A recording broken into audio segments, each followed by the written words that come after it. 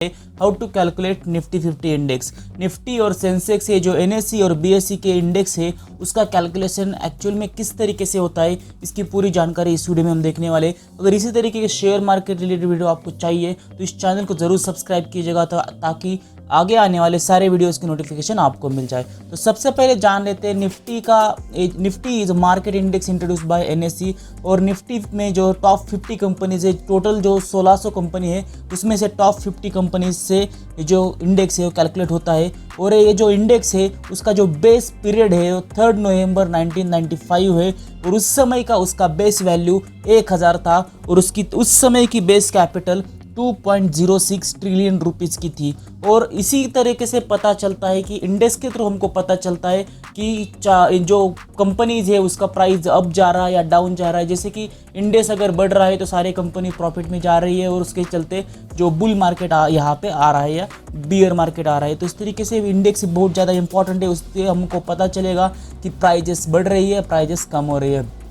और यहाँ पे एक निफ्टी और सेंसेक्स का अगर कुछ कंपैरिजन देखा जाए तो बेस पीरियड जो है निफ्टी का वो 3 नवंबर 1995 है, सॉरी यहाँ पे 92 हो गया है। सेंसेक्स का जो है 1978 है। बेस वैल्यू है निफ्टी की 1000 और सेंसेक्स की 100 है। नंबर ऑफ कंपनीज इंक्लूडेड जो है वो निफ्टी में 50 कंपनीज ली गई है और सेंसेक्स में टॉप 30 कंपनीज ली गई है। और तो एक्चुअल निफ्टी कैलकुलेट करने से पहले कुछ इंपॉर्टेंट फॉर्मूलेज है, जैसे कि मार्केट कैपिटलाइजेशन क्या होता है, फ्री फ्लोट मार्केट कैपिटलाइजेशन क्या होता है। तो मार्केट कैपिटलाइजेशन या इसका मतलब है आपके शेयर की प्राइस और आपके पास कितने नंबर ऑफ शेयर्स है उसके अगर आप मल्टीप्लाई करते तो आपकी मार्केट कैपिटलाइजेशन हो जाएगी। फ्री फ्लोट मार्केट यानी कि price multiply by equity capital multiply by investable weight factor. अगले साइड में हम देखने वाले कि फ्री फ्लोट किस तरीके से कैलकुलेट होता है। और इंडेक्स जो है current market value divided by base market value multiply by 1000। और यहाँ पे अगर देखा जाए जैसे कि मैंने बताया कि फ्री फ्लोट जो कैलकुलेशन है इसके लिए हम एग्जाम्पल लेते हैं।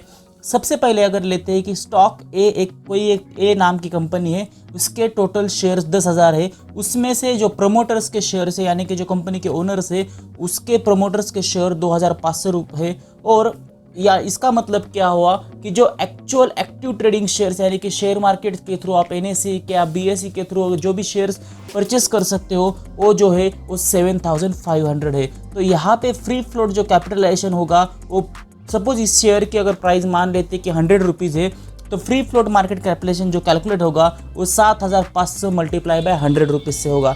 तो जब भी आपको कभी पता चलेगा कि फ्री फ्लोट मार्केट कैपिटलाइजेशन इस तरीका कोई टर्म आएगा तो आपको सबसे पहले देखना होगा वो जो कैपिटलाइजेशन है वो एक्टिव ट्रेडिंग शेयर्स का कैपिटलाइजेशन। या एग्जांपल के साथ देखने वाले हैं कि किस तरीके से आप यहाँ पे निफ्टी का कैलकुलेशन कर सकते हैं। तो ये इसके लिए मैंने कुछ 10 टॉप 10 कंपनीज यहाँ पे ली है जिसके नाम नहीं ले रहे हैं, लेकिन कुछ एग्जाम्पल के लिए हम यहाँ पे देखेंगे कि कंपनी 1 से लेके कंपनी 10 तक है और उसके कुछ शेयर प्राइस जैसे शेयर नंबर ऑफ शेयर्स सारे अजम्पशंस है, लेकिन इसके थ्रू हमको पता चलेगा कि ये वेटेज किससे निकलेगा, मार्केट कैपिटलाइजेशन किस निकलेगा।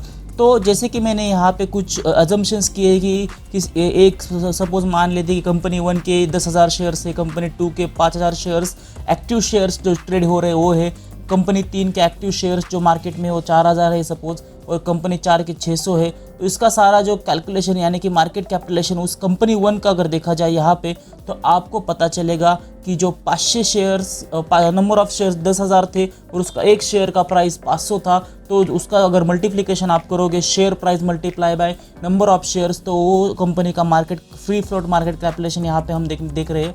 और इसी तरीके से सारे कंपनीज का मार्केट कैपिटलाइजेशन हम ऐड करते हैं तो यहाँ पे आपको पता चलेगा कि वो जो वैल्यू है यहाँ पे आ रही है वो 2,37,95,000 रुपीज़ आ रही है। और उसका अगर वेटेज फैक्टर निकालना है तो वेटेज फैक्टर के लिए हमने क्या किया है कि जो मार्केट कैपिटलाइजेशन यानी कि यहाँ पे जो है वैल्यू है divided by total market capitalisation multiply by 1000। तो जो भी वैल्यू आएगी वो आपकी जो यहाँ पे दिख रहे हैं 210 है। इसके थ्रू हमको पता चलता है कि उस कंपनी का यहाँ पे कितना ज़्यादा वेटेज है। यानी कि अगर देखा जाए, सपोज मान लेते हैं कि सबसे ज़्यादा वेट वाली जो कंपनी है वो कंपनी 5 है, जिसका मार्केट का जो वेटेज है वो 252 है। और सबसे कम की यहाँ पे अगर कंपनी देखी जाए तो कंपनी नंबर 3 है, जिसका मार्केट का वेटेज जो है 16.81 है।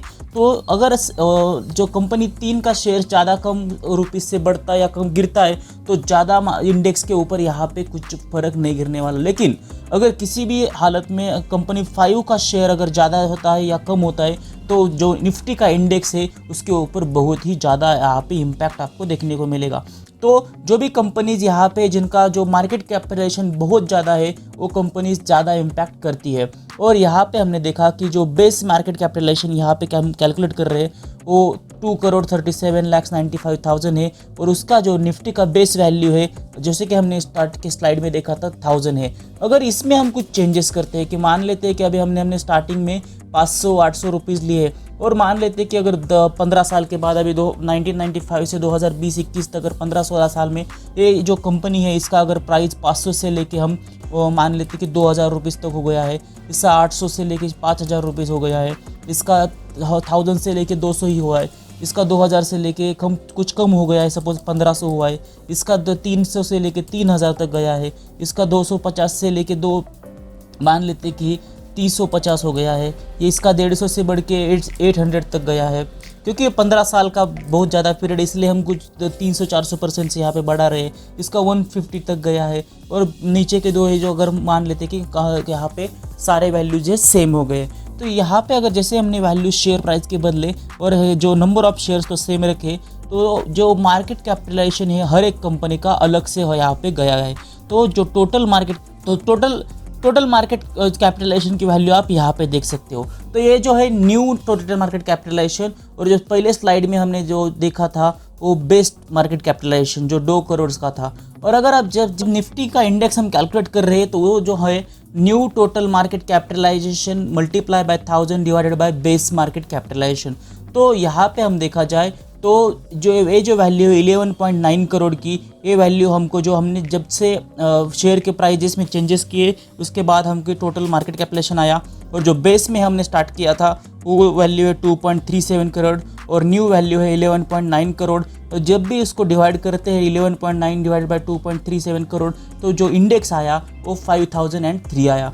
तो इस तरीके से आपको पता चलेगा कि जो ये तो हमने 10 कंपनी के लिए लिया, और अगर हम टोटल 50 कंपनीज यहाँ पे कैलकुलेट करते तो इसी तरीके से सारा जो है मार्केट का कैपिटलाइजेशन डिवाइड होके आपको फाइनल इंडेक्स मिलेगा। और जो करंट निफ्टी का आज की डेट में 30 दिसंबर का जो निफ्टी का इंडेक्स था वो लगभग 13,900 के ऊपर था, यानी कि 14,000 के करीब था। तो इस तरीके से जो अगर 50 कंपनीज का आप सारा मार्केट कैपिटलाइजेशन निकालते हो और उसको बेस प्राइस जो बेस वैल्यू जो 1000 है उसका, और उस समय का जो बेस का मार्केट कैपिटलाइजेशन था वो 2.06 ट्रिलियन था। तो इस हिसाब से आप कैलकुलेट कर सकते हैं कि आज का मार्केट कैपिटलाइजेशन कितना ज़्यादा होगा, क्योंकि आज की जो निफ्टी है वो 1000 से बढ़ के 14,000 तक गई है, तो 14 टाइम्स ज़्यादा उसका कैपिटलाइजेशन हो चुका है।